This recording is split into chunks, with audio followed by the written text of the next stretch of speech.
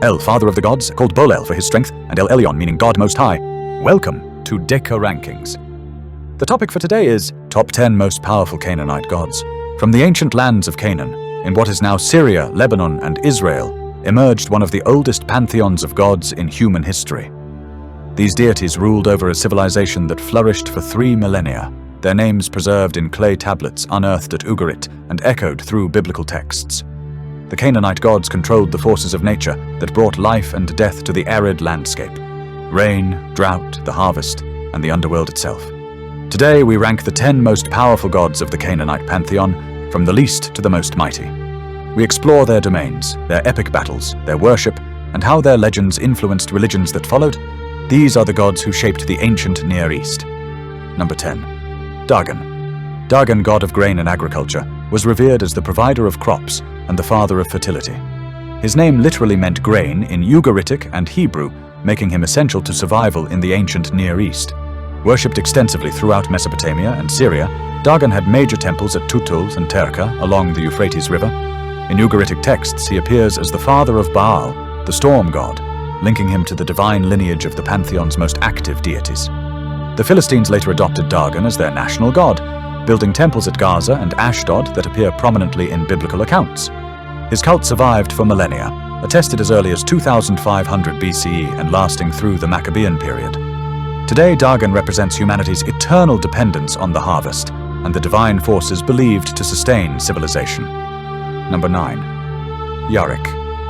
Yarek, god of the moon, illuminated the night sky and governed the cycles that measured time itself.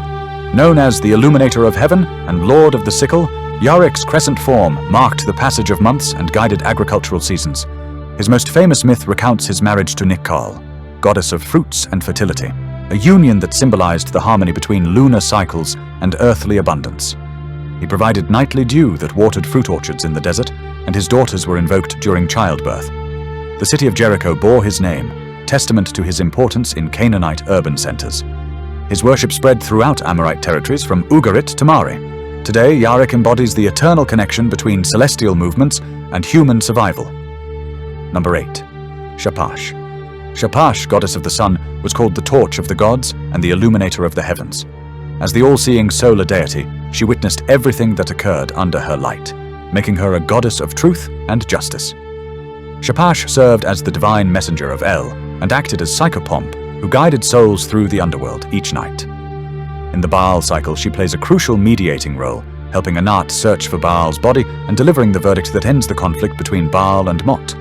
Shapash received major sacrifices at Ugarit, ranking among the principal deities in offering lists. The sun goddess had power over both life and death, her heat bringing growth or devastation.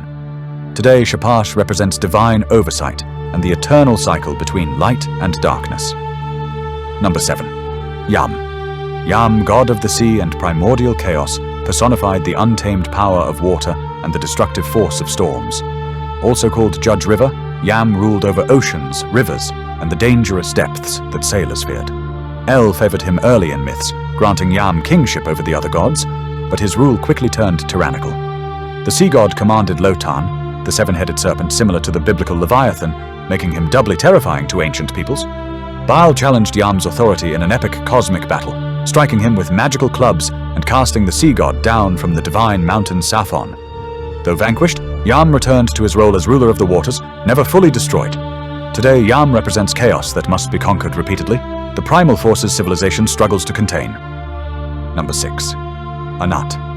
Anat, virgin goddess of war, love, and fertility, was the most ferocious warrior in the Canaanite pantheon. Sister and lover of Baal, she combined passionate devotion with terrifying violence, wading knee-deep through blood and decorating herself with severed heads. When Mot killed Baal, Anat's grief transformed into apocalyptic rage as she seized the death god, split him with her sword, burned him, ground him under a millstone, and scattered the pieces for birds to devour. Her violence forced Mot to resurrect Baal and restored fertility to the land. Anat received worship throughout Canaan and later influenced Egyptian religion as a royal protector. Her warrior nature made her popular among soldiers and kings who sought her favor in battle. Today, Anat endures as an archetype of feminine ferocity, the warrior goddess whose passion and violence are equally boundless. Number 5. Astarte. Astarte, Queen of Heaven, reigned as goddess of love, sexuality, war, and the evening star. Associated with the planet Venus, she embodied both desire and martial power, making her one of the most widely worshipped deities in the ancient Near East. Astarte's iconography featured lions, horses, and sphinxes, symbols of her regal authority and fierce nature. She appears frequently in offering lists from Ugarit, receiving substantial sacrifices alongside Baal and El. Her cult spread throughout Phoenician territories and into Egypt, where she was adopted as a foreign goddess. Kings and warriors invoked her for victory in battle, while common people sought her blessings for love and fertility. Today, Astarte represents the dual nature of feminine divinity, beauty, and violence intertwined. Number 4.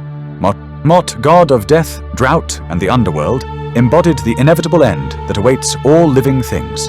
Called the beloved of El, Mot ruled Sheol from his throne in the city of Hemri, a place of filth and darkness deep beneath the earth. His most terrifying feature was his mouth, so vast that entire gods could be devoured like lambs into a predator's jaws. In the Baal cycle, Mot defeats the mighty storm god, swallowing Baal whole and plunging the world into devastating drought. Only Anat's violent intervention breaks Mot's power, though even scattered and destroyed, the death god eventually returns. His yearly cycle with Baal explained the seasons, Mot's dominance bringing barren, dry months, while Baal's resurrection restored the rains. Today, Mot symbolizes death's implacable inevitability, the void that cannot be permanently defeated. Number 3. Asherah. Asherah, queen of heaven and mother of the gods, stood as consort to El and matriarch of the divine family. Called Lady of the Sea and She Who Walks on the Sea, Asherah embodied motherhood, wisdom, and creative power. As the creatress of the gods, she birthed 70 divine children, making her the source of the pantheon itself. Her symbols included the sacred tree and the lion, representing both nurturing growth and fierce protection. Asherah wielded enormous influence in the divine council, mediating disputes and advocating for her children. Her worship was widespread throughout Canaan, with sacred groves and wooden poles erected in her honor at countless shrines. Today, Asherah represents the divine feminine in its most primal form, the great mother whose creative power births gods and civilizations. Number 2. Baal. Baal, lord of storms, rain, and fertility, was the most active and dynamic god in Canaanite mythology. Riding the clouds and wielding lightning as his weapon, Baal brought the life-giving rains that sustained agriculture in the arid Levant. His epithet, Rider of the Clouds, marked him as Master of Weather, while his mighty voice shook mountains and scattered enemies. Baal defeated Yam the sea god in cosmic combat, seizing divine kingship from the tyrannical forces of chaos. He then battled Mot in an eternal cycle that explained seasonal rainfall and drought patterns. His magnificent palace, built by the divine craftsman Kothar, stood on Mount Saphon as testament to his power. Today, Baal represents the warrior god who brings order from chaos, forever locked in battle against death and darkness. Number 1. El. El, father of the gods and creator of creatures, reigned as the supreme deity of the Canaanite pantheon. Called Baal for his strength and El Elyon meaning God Most High, he embodied patriarchal wisdom, justice, and cosmic authority.